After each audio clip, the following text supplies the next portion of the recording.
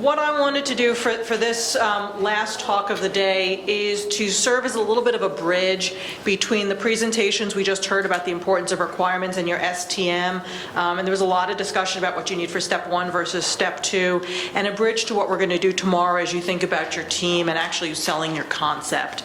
So I'm going to walk you through at a very high level the proposal process and some of the behind the scenes that we think about as we're evaluating the proposals. Because most of you have already watched the talk that Thomas did, some of this is a rehash of that information, so I may go a little bit quickly to keep us on time for that. But I also do want to share a little bit about how step 1 is different than step 2 and delve into the process in a little bit more detail. And if you're in your book, so page 24 has a version of the flow charts that I'm going to show for step 1 and step 2, and pages for notes so you can follow along. So step 1, high level. Before you even get to step 1, this is where you should be spending that time thinking about your idea, finding your partners, putting your concept together. And so really you as the PI are in the center of this wheel, but you're thinking about who do you want to partner with? What are the mission management organizations? Are there technologies or providers out there that you need to partner with? Who are your science co-investigators? Where are their institutions? Who's your spacecraft provider? Who are your instrument providers? So all of those different things you should be thinking about long in advance of when the actual AO comes out. And so the top part up here. So before the AO comes out itself, there is an opportunity for the community to provide comments because, of course, you've been working on your concept for a while. This is your first chance to see what NASA actually thinks is going to be in the AO, and it's an opportunity for you and the community to provide feedback to us. Is something in the AO drastically out of sync with your expectations, for example? So this is a chance, again, what's in your concept? Don't get discouraged if what you have in mind doesn't exactly match up with what NASA has put into that, because again, we're trying to get your feedback. And all of that flows into when the AO is actually released. And so I'm not going to get into the specifics again because it varies by AO, by community. But the important thing here is make sure you take a look at that AO, read it very carefully, understand the timelines, understand the requirements, understand how you're going to be evaluated. If you have questions, there's always a pre-proposal conference where you can come and learn more information and ask your questions. We have a box up here for notices of intent. That's one of those areas where sometimes it's required, sometimes it's not. So again, read your AO, figure out the opportunity you're proposing to, and figure out if you need that or not. And then your proposals are due to NASA. Let me see if I can figure out which box it is. Over here, this is when you're submitting to NASA. And at that point, this is a one-way process. So everything that you heard in the previous session about being very clear about what you're trying to do and how you intend to do it, the reason that we give you that feedback is because we have these panels. So you have your TMC panel, that's your technical management cost panel, and you also have your science panel. They are looking at your proposals, and they're only looking at your proposals. So keep in mind as you're especially working on your science case, no mission only flies with good science. So what we mean by that is you need to tell the story about why this is amazing science, why you have the best concept, how this is going to change the world. You also need to target your message for your audience. So this is a peer review panel from members of the science community. They may or may not come from your specific subfield. So make sure that you are targeting it at a level where people can understand what it is that you're trying to do. And finally, make sure you're telling a compelling story because you want to get your reviewers emotionally invested in what you're trying to do. Oops, sorry. So as we go through, each of these evaluations will produce a rating, and I'll go in a little bit more detail into all of that. Once that rating is produce. There's a categorization committee that meets. This is composed of NASA civil servants and unconflicted IPAs. Those are people who are on loan from other institutions to NASA for a period of time. So they'll go through and they will assign the final categories. Then there is a steering committee of NASA civil servants. This you can think of as quality control to make sure that the process was done correctly to come up with those ratings. And finally, there is a selection meeting where those step one proposals are selected for concept study funding or not. And after that process, you'll get the information, were you selected, were you not selected. There's an opportunity to get feedback as part of that. And if you are selected for concept study funding, you move on to the next block. So I'm going to get to that step two process in a few minutes, but I want to go through what are we looking at as part of these evaluations. And so you've heard a lot about the importance of science. So the Form A looks at the scientific merit of your investigation, and the Form B looks at the science implementation merit. And so as these proposals are evaluated, you see the scale that we use, excellent all the way to poor. And so for Form A, you're looking at things like how compelling is the science case that you're talking about? What's the programmatic value of your investigation? That is, how does it tie into what NASA's trying to do at a strategic level in the different science fields? What's your likelihood of success? And also that scientific value of your threshold science mission. So if you're not able to achieve your baseline mission, is the threshold mission worth doing? For Form B, again, looking at the merit of what you're trying to do. So looking at the instruments that you're proposing and the mission design and whether we think that that could achieve what you're trying to do or not, the probability of technical success, the merit of what you're proposing in terms of your data analysis, data availability, or the data archiving, your science resiliency, and the probability of science team success.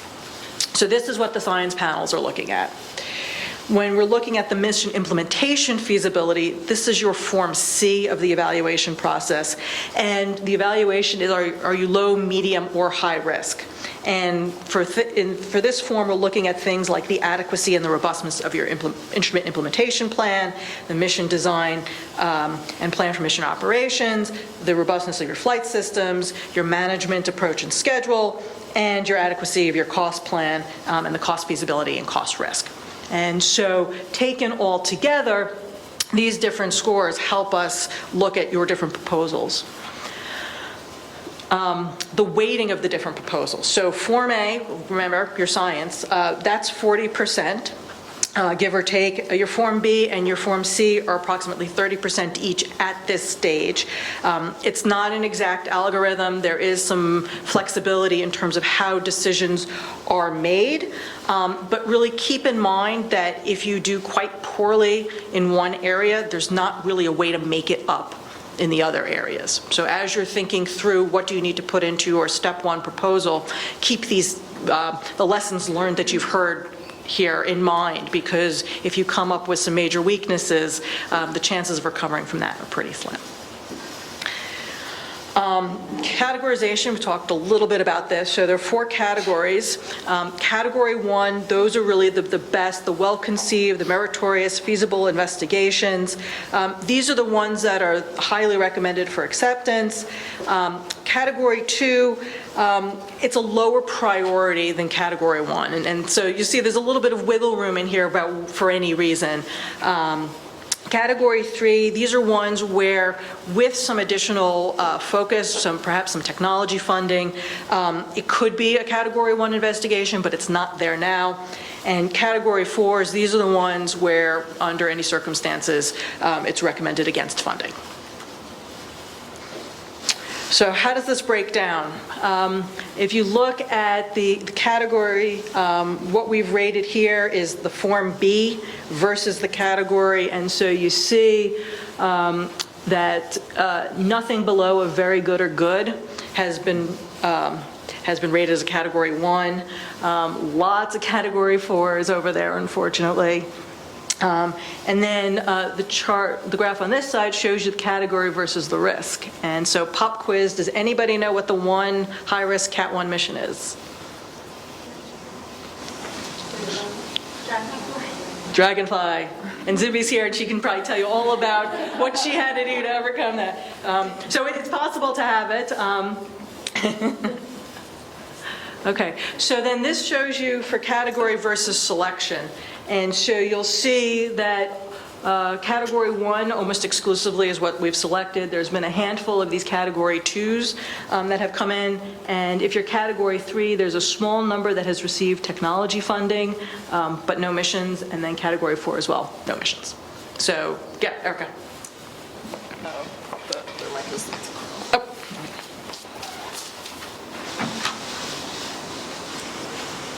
So I'm curious about what happens to the other 31% of the Category 1s that don't get selected. Do people repropose them?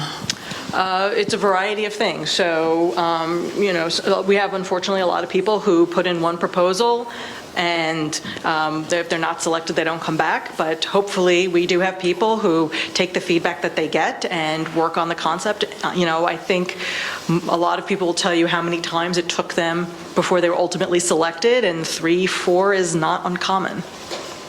Yeah. Yeah, I know.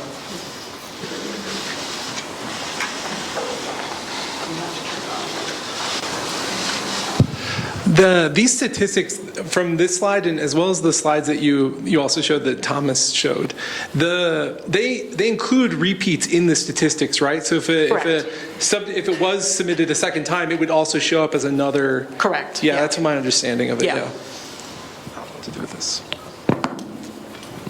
Ellie? Yep. Is this across Discovery only? This is across all disciplines, so this goes back about 20 years worth of data. Michael New, who's going to be here tomorrow, he did a lot of data digging, and the data that's not included here are step ones from the most recent Simplex selections to now. Yeah. Oh. Just another quick clarification. This is for selection from step 1 to step 2. No, this is step 1. So this is what was selected at step 1. So they submitted it to step 1. It was selected to go into a concept study. Correct. Okay. We've got a question down here. Ellen, are there statistics on rebids, like how many, and how they change the category? Because, we've seen the phenomena where something could be a Cat 1, and then the next time it becomes a Cat 2, and, it hops. So Yeah, so I don't think we've done a comprehensive assessment of that. I agree, it would be good to have that, but we just haven't. Yeah, because I think Done that yet. it can often be very frustrating for teams, especially if they're going from a Cat 1 to a Cat 2, for example, and may show, differences in the composition of the evaluation boards or those types of things. It might be worth looking at. Yeah. That's good feedback, thank you. Okay. Oops. Oh, I think there's one more question over here. Say that, Lana. So, especially with recorded. Wait, just give me my phone. It's for posterity, so.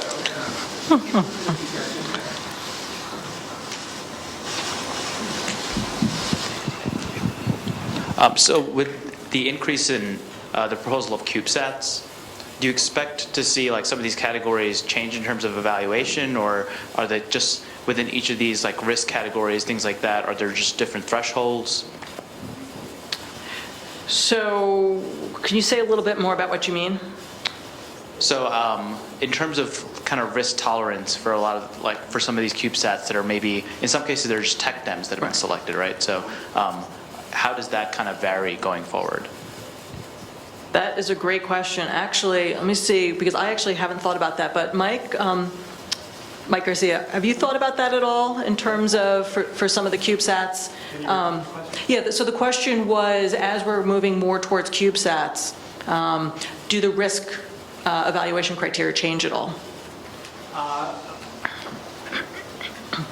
We have a mic coming to you. I would say yes, because Ellen is talking about 7120.5 programs, and hopefully some of you know what that means. And CubeSats are by and large 7120.8. So the RNA, they're typically grants. So they're suborbital class programs where we do take significantly more risk than we would take In an Explorer, at $5 million, we can afford to take the risk. At 150 or 300, we're a little of less wanting to do that. Yeah, and this data does not include Simplex. It does not, yeah. Okay, so let me switch now to step 2. And this is a different process than step 1. So after you go through step 1, you'll get a little bit of concept study funding. And again, the amount and the length of your concept study phase is going to vary depending on your opportunity. And as part of that, you have to think about, have your science objectives changed? And if they have changed, we have to reevaluate your science merit. If the science objectives have not changed, we do not do another science merit review. As your concept comes into NASA, then we're looking at both the science implementation and the technical implementation. And unlike step 1, this becomes a back and forth communication with NASA. And so some of the PIs in the room can probably talk to you about what that experience looks like. But a lot of the weaknesses that get identified early in the process get resolved through this dialogue. So that way, when you come to the site visits where we're going and we're talking to all the PIs, and then the PIs would come into headquarters and give a briefing to SMD, leading to the down select, hopefully a lot of the weaknesses have been addressed, and you're also there to sell your compelling science story. And so to keep in mind, your preparation matters. Think about this as the most important pitch you're ever going to give in your life. But it's not just how you talk about it. You're looking at how you're managing your team and what are the team dynamics. So there's a lot of psychology and the interpersonal skills that we're going to talk about tomorrow factor into this. And also, like we've been stressing this whole time, the importance of your science must be clearly communicated. Again, you need to sell why your science is important. And then ultimately, there is a down select decision that's made, and we announce who the selected concept is. There are some changes to how the proposals and the concept studies are evaluated here. What I've done, because you're going to get these slides, the text that is in highlight here shows what we're looking at that's different in step 2 that we didn't think about during step 1. So for example, when we're looking at Form B, this is where we start looking at your technology readiness, the heritage, accommodation, the interfaces, starting to think through all of those questions. The probability of science team success, this is where we start looking at whether you have included opportunities to develop the next generation as part of your team. And we especially think about this right now for the Discovery and the New Frontiers missions, which will have very long lifetimes because it probably takes several years to get to where they're going, plus the operations. So you want to have a robust team for the duration of the mission. I know that for some of the missions that are closer to Earth, where they don't have the same cruise phase, or they may not have the same operational life cycle, this has been less of a concern, but this is where these types of factors come in. And there's a question over here.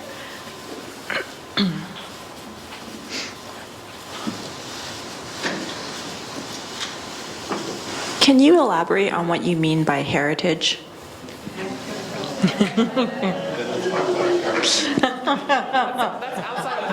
So given the giggles around the room, do you want to say one more sentence about what exactly you want to hear for heritage? I just don't understand what that word means when you say probability of technical success, including heritage. Okay, so when you think about heritage, you're looking at form, fit, and function of a technology that you're going to use. So has it been used before? What environment has it been used before? Have there been any changes? Because often people say, oh, this has flown before, and then a parameter is different. And so it's looking at how mature a certain technology is and whether or not it actually is heritage technology. You've flown the same instrument multiple times the same way, or you're proposing a new use, or it's totally brand new technology.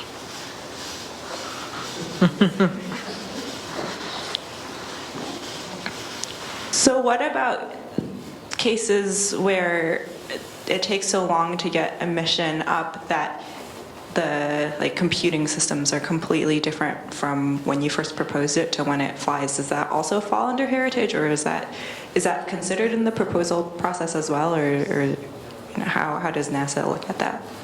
Like robustness against? Yeah.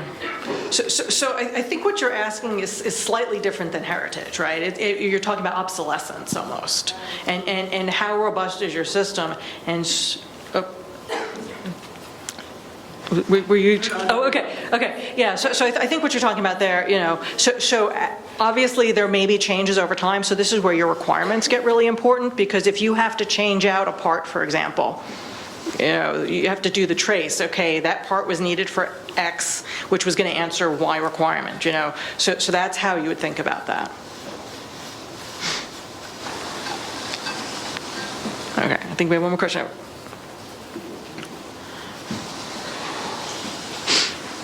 So you said that step 2 starts with some funding for a concept study. Right. And I wasn't quite clear from your flow chart, what is the deliverable of that concept study? Is it the site visit, or is it something else on that flow chart? So you're going to put together a concept study report, plus you're going to have the site visit, plus you're going to have the briefing to NASA headquarters. And so it's a combination of these different deliverables that are used to inform the final selection. But that's the down selection. That's the final down select, yes. Okay. Okay. Okay, so we'll do one more question, then let me get through the slides because I've got. Oh, okay. Okay, so this was the science and science implementation merit. For mission implementation feasibility, this is where we start talking about the approach that you're going to use, where we start thinking about launch or ride share. We start thinking about your risk management plan, the proposed mission operations plan, your facilities, your hardware, your ground systems, your procedures, and also the overall approach and feasibility for completing Phase B. So recall, if you're going through this process, once you get to confirmation, so Phase B is when you're moving through formulation, and then at Phase C is when you're finally confirmed. There's also an additional factor that we consider at this point, which is your Form D, which talks about a student collaboration and the merit of that if you've proposed one. And this is also where we look at if you have a small business subcontracting plan and the adequacy of that. So a lot of people who haven't done business with the government before don't realize that there are congressionally mandated requirements that agencies are supposed to meet in terms of subcontracting to small businesses by a variety of categories, and so that's something else that is considered here. The weighting of these different forms changes, so you'll see that Form A now goes down to 25%, Form B is now 20%, Form C is 50%, and Form D is 5%. So going back to the question before about what are we looking at when we're making selection decisions. So again, focus is really on those Category 1 and Category 2 proposals only. So make sure you're in those categories. There's a lot of different reviews and briefings that provide feedback to the selection official. Typically, whichever division has put out the AO may recommend one or multiple selections for consideration. As we're having this selection meetings, all of our science divisions are part of that conversation. We also include a lot of the SMD senior leadership, including people like Michael New, who is our deputy for research, also our deputy for programs, Sandra Connolly, our deputy for exploration, Steve Clark, and other key personnel.